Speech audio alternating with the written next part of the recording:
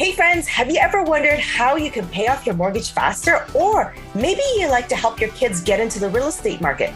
Or better yet, retire with some passive income. Well, you're in the right place. Welcome to the Sylvia Ho Mortgage Podcast. My name is Sylvia. I'm here to teach you how to achieve your goals simply by owning just one more property. Hey everyone, welcome to the Jump Podcast. My name is Sylvia Ho and I'm going to be your host today. Today, we're going to be interviewing a client who just recently purchased their first investment property. So today I want to welcome Jenny. Jenny, thanks so much for coming to the Jump Podcast. Hi, Sylvia. Thanks for having me. How do you feel? You just bought your first place. I'm actually really excited about it because it's something that we've thought about for a while, and now we're finally doing it. It's really exciting, but at the same time, there's a bit of anxious and nervous, like we don't know what's going to happen, but more excited than anything. Beautiful. And we're going to talk about the anxiousness, but what got you into the JUMP program? Like you said that you've been thinking about it for a while. Why did you want to do it? Me and my husband have been thinking about this every so often. It's always in the back of our mind, and it's more because for retirement. So every year come tax season, we look at our numbers and we're like, do we have enough to survive in retirement? Is there anything else we should do to secure that, we're comfortable and we can continue our current lifestyle, or even have a little more, because we're in retirement. We just want to chill. So a couple of years ago, we did think about it. And I don't know if you remember, but we did come and ask you, hey, so do you think it's doable for us? And at that time, you said, well, maybe just have a financial analyst look at your numbers and see if there's other opportunities.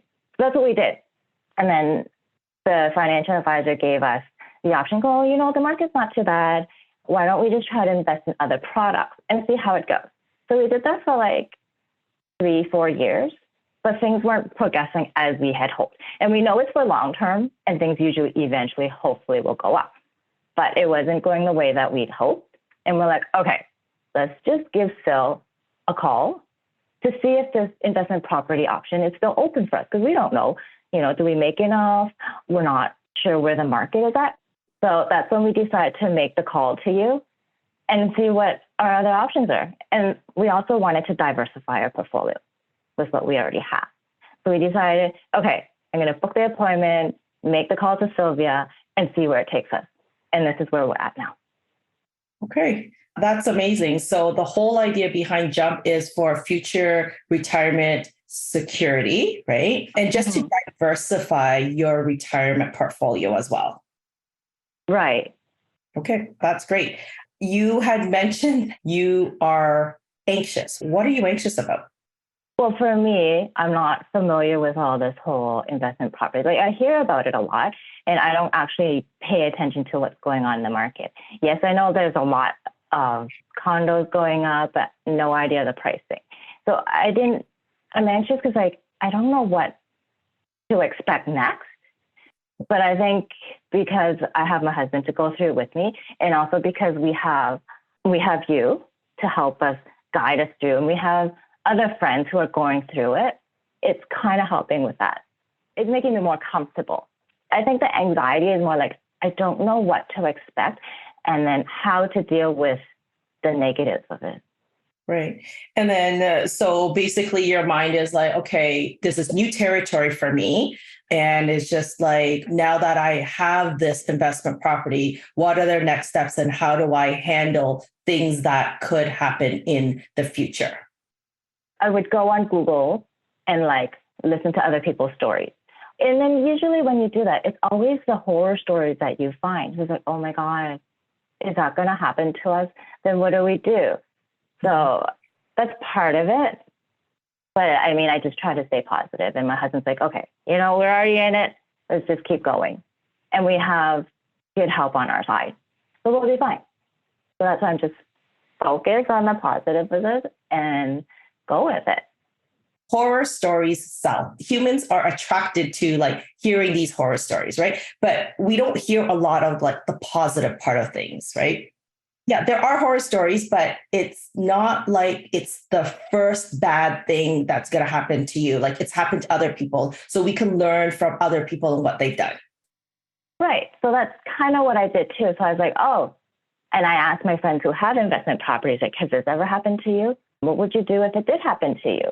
So instead of just focusing on those horror stories, it was just like buying anything. Even when you buy something off Amazon, I would look at all the reviews and then decide, okay, if this were to happen, what would I do? If I do get a bad tenant, what are my options? And then after I do enough research, okay, it's not all bad. And even if it is bad, there's a way to work it out. Right. So that's why I'm like more comfortable, more confident about it. Okay, wonderful. So now that you bought your first investment property, how did you decide on this particular property? How long did it take you to find it? Actually, we were really lucky. We didn't really look at too many, but like I said, I hadn't really paid attention to the real estate market. So we weren't sure what location we'd want, but we decided to go in a location that we're familiar with, right? Because it's hard to sell something that you're not familiar with or you don't know about the location. So we decided to buy where we did because it's kind of close to where we are. So if there's any problems, we figured we can get to the condo quickly and fix or see what, go there and fix it or be there quickly, basically. So, and we also have a friend who's a real estate agent and she helped us through it. She gave us options and then we decided on the location based on the price. And we want to start small, obviously, and within our budget. So the main goal was try to stay within our budget and then in a location that we're familiar with. So we picked one weekend. We went to see 4 condos. Actually, 3 of them were in the same building. So we were able to compare within this building what there was. There was a studio, and then there was a slightly bigger studio. And then there was like one that was a little older, or you can see that it was lived in, but the view wasn't good. So we saw 3 different things, and they all had their own characteristics. And then we thought, would someone want to live here? Or even would I want to live here? I know in the back of my mind, or people keep telling me, don't worry, you're not the one living there. But at the same time, I want them to be comfortable. Right. So that's what I went through when I was looking at the different properties. And the one that we decided on, I was like, actually, this is somewhere I would want to live. So even when I'm selling it, I have good things to say about it. And it's not like I would be ashamed to sell it to someone or, have someone live in it. I was like, you'd be comfortable. I'd be comfortable, Excellent. I really love your thinking in regards to future planning as well, right? Is that, okay, if I were to sell this condo back out, what are the things that I like about it? And then just making sure that, you're taken care of in the future as well, like the exit plan. Mm-hmm. It's kind of like, I want to be very upfront about what I'm offering out there, right? I don't want people to come and see it and go, oh, actually, it's so small or it doesn't have enough storage. So I want to make it so it's attractive. Yep. Yeah. It's like their selling point, right? Like if it's you want it, you want to be able to make sure you can sell your tenant on it and also sell in the future as a selling point, right? At the end, like what you're doing is you've created your own business. This is your landlord business, right? So you're thinking of it from a perspective of, okay, I'm getting into this investment. How do I, create this investment and make money on this investment and create and attract the right clients, right? And then what is my exit plan? So basically, that's what you've done. You've started this landlord business of yours. Mm-hmm. I kind of tried to put myself in the user's point of view. Yeah. It's like, if the view is ugly, do I want to come home and look at this every day? No. Everyone wants to come home and be comfortable at home. So whether it's a tenant or a future buyer, same. Yeah, perfect. So you're basically telling me in one weekend you went to go see 4 properties and you bought right away? Pretty much. Because, so before we went out to look at properties, obviously we had to make sure we had enough for the down payment. So in that process, I started to look on MLS, the websites, and I was like, oh, here's a good one. But then in the blink of an eye, like 2 days later, it was gone. I'm like, oh my God, I think, do we have to act fast? Like, is this how it's going? Like all those, and also because of the bidding war situations like a couple of years ago, it's like, oh my God, are we going to have to go through that? So that's why like we're the type that as soon as we saw something we liked and it was within budget, we're like, okay, well, let's not waste time and let's just do it.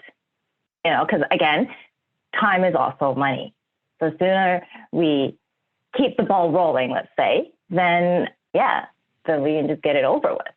I love your whole process and thinking. I know you'll be an awesome landlord. You're running your business exactly how you should, in the sense that you're thinking about, who's going to go in there and what's going to happen and how to take care of your property. Now, the question I had for you is you mentioned studio versus a 1-bedroom. How did you choose one over the other? Oh, again, it went with is there something I want to live in? Like, okay, studio, it's nice and cozy, but at the same time, I was like, it's just a small box. Like, would my tenant be comfortable living in here? Are they going to feel claustrophobic? I might be a little. And then with the 1-bedroom, they were still a little small, but I felt it would give them a little more segregation and feel more at home. Like, I like the coziness. Right. All right. Okay. Love it. Love it. You're basically, you're constantly putting yourself in the tenant's shoes. And I love that. I love that.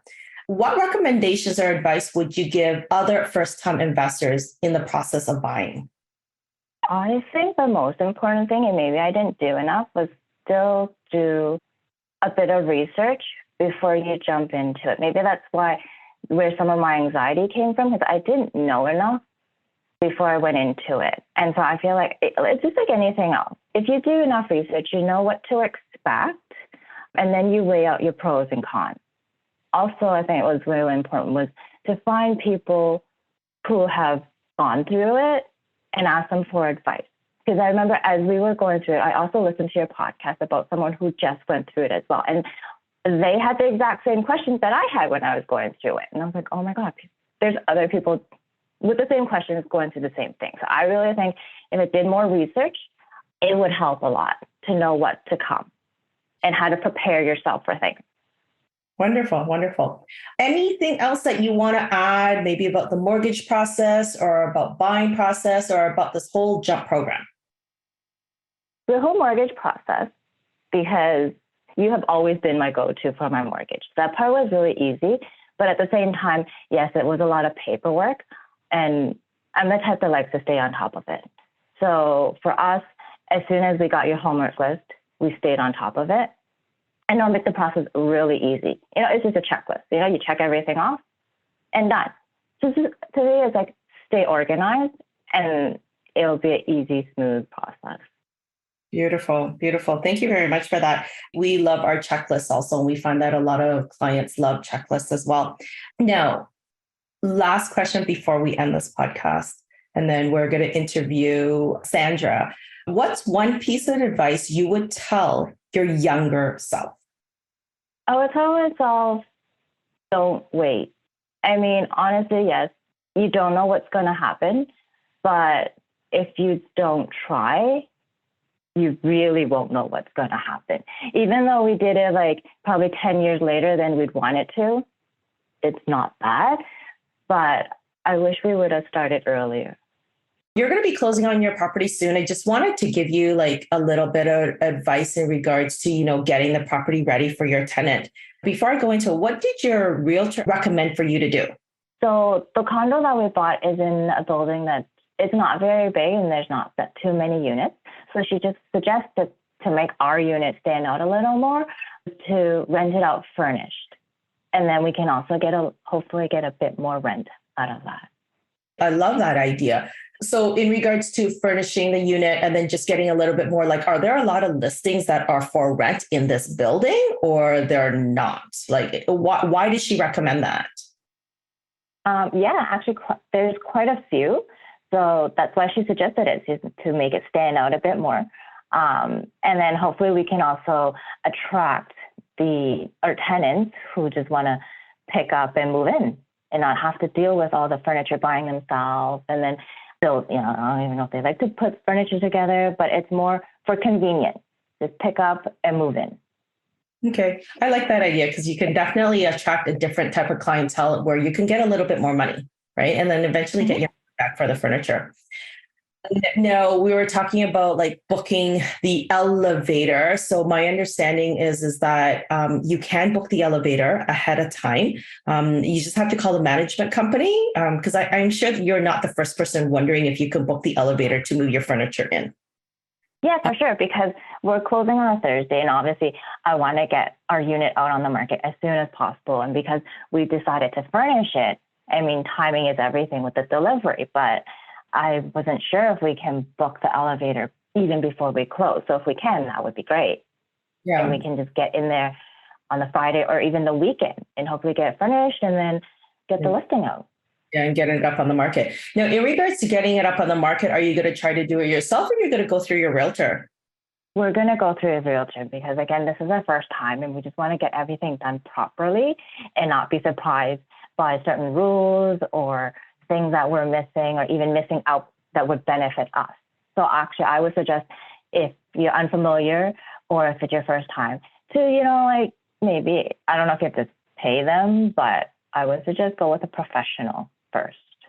So typically it's 1 month's rent if you're going through a realtor here in the Toronto area. So if you're renting the place for $2,300, they'll take $2,300 and they'll split it between the two realtors, the listing realtor and then the realtor who found you the tenant. So that would be what they would charge you is 1 month's rent. Because you're buying furniture, you're going to have expenses. So being a new landlord, very, very important to keep track of these expenses so that when you do your income taxes in March, April, that you have these expenses ready for your accountant. There are different ways to do this. How I do it with my properties is I have one credit card that have all my rental expenses on it. When and if I got audited by CRA, I just show them my one credit card and all the expenses on it. That's one way. Okay. Because CRA at times will say, oh, well, how do you know that this is for your rental and not for your personal? Like if you're buying like a bed at IKEA, how do we know that you sent that to the rental property and not for yourself? Right. So little things like that. So that's what I do is I keep my credit cards separate. Now I own a lot of properties and sometimes it's not feasible to have a separate account. So the other thing that you can do is with your rental landlord business, have a landlord account. And then you could always, like when you pay something, you could always debit that account or just pay it directly from that account. Okay. Okay. Those would be my two recommendations, but definitely keep all the receipts. I hate paperwork. So what I do is you could take a picture of the receipt and then save it to your phone in your favorites under like the rental. Mm-hmm. So that's one way to do it. Or you could just save the physical copies of it. And then the other thing is travel. Talk to your accountant about these things. But if you're traveling, like say some new landlords on a monthly basis, they'll go and see, or a quarterly basis, they'll go and check out the tenant. Hey, we're coming down. We just wanted to pop by and just make that aware to your tenant that, every quarter you're going to come by and just make sure everything is working well. So you could now start expensing like gas and a bit of your insurance and maybe your cell phone bills and advertising and internet and stuff. Again, ask your accountant. But for me, those are expenses that I can deduct off of my income taxes. Yeah. So just have a separate account. That would be my recap. And then just make sure you track your expenses so that from now on, your expenses are tracked and then you can have more deductions and therefore pay less to the government because who wants to pay more income taxes to the government? That was another reason why we're doing this. Okay, tell me more. Part of the whole diversifying our portfolio and to potentially pay less taxes. So me and my husband, we're just 9-to-5 jobs, So all we had were our RSPs. Was that enough? I mean, you can only deduct so much. So what are other ways? What are other tax saving ways? Right. And then this came up. Right. Yeah. So a lot of my clients are T40 individuals and this whole new world of like other tax deductions is new to them. So I'm really, I'm really excited for you to be able to see the difference in less taxes being paid. So that's awesome. That's awesome. But always great. Keep the receipts and then make sure you keep your landlord business and your personal stuff very, very separate because when your accountant is going to talk to you about this, you want to make sure that you're well prepared. But I know you, Jenny, you are very organized that way. So I am sure you will have no issues. And if you're not working with an accountant, please start thinking about an accountant next year. I can refer you my accountant. But this is a time where you want to start using an accountant for T4 individuals. You may not have all the deductions. Well, you don't have all the deductions, so you just kind of maybe do it on your own. But at this time, now that you're having a landlord business, you want to use a professional accountant to do your income taxes each year. All right? Yeah, good to know, because we were always the TurboTax people, do it ourselves. I did consider, so next year, should we just keep all our receipts and try to do it ourselves? But since you're saying, well, actually, I said it myself, always, since it's our first time, go with a professional. So, right, you're right. Exactly, yeah. Go with the professionals because they know like deductions that you're like, oh, I didn't know I could deduct that, right? Work with an accountant for sure. Thank you very much, Jenny. We really appreciate your time on the Jump podcast. Thank you, Sylvia. So friends, we just heard from Jenny. She purchased her first rental property with her husband. In this podcast, Jenny shared her experience about her anxiety that she was going through, but was able to overcome that anxiety by getting, good advice and surrounding herself with the professionals and really using her own instinct. Even though Jenny and her husband invest with a financial planner and put their money into stocks, they believe to better well-round their portfolio was to also put money into real estate as well. They're really, really excited about this. If you guys have any questions in regards to, how to get into your first property, please connect with me. I look forward to chatting with you. Hey friends, thanks so much for listening to the Sylvia Ho Mortgage Podcast. We'll catch you on the next episode. You want to learn more about the JUMP program, please connect with me at sylviaho.ca. Love to hear from you. All it takes is 15 minutes for us to chat to see if this will work for you. Thanks, guys.